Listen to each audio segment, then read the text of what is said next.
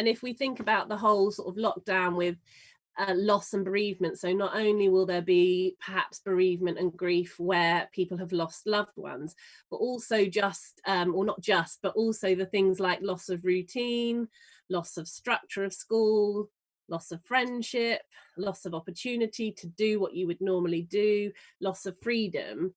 All of those things are significant losses. And I think that we need to not underestimate the impact of those, as you say, for children with already existing mental health conditions, but also those children who kind of are fine as long as those things are in place, and they haven't actually ever experienced when they're not there. And I think some of the children that I've been supporting over the lockdown period have been children who perhaps aren't quite as safe at home. So, for whatever reason, their home environment may be difficult for them and may not offer a safe base or a secure base for whatever reason. And therefore, school is often the place where they are able to get a lot of that support.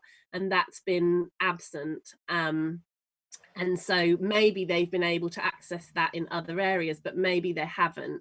And therefore, that's going to be something that schools will need to be aware of and think about how they're going to address that with other professionals, because it isn't just teachers who would be responsible for that.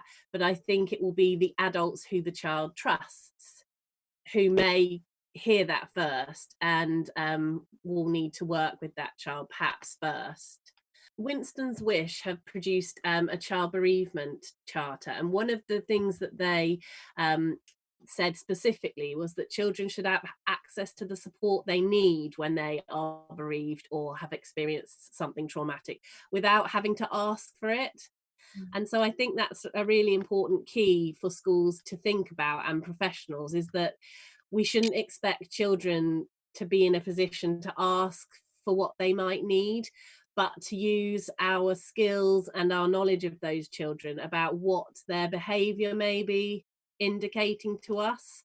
But also the parents will have a lot of key information about what's happened, that I think we need to make sure that it's a very joined up approach where possible, so that parents, children and staff are working together to acknowledge what's happened and what's needed to go forward.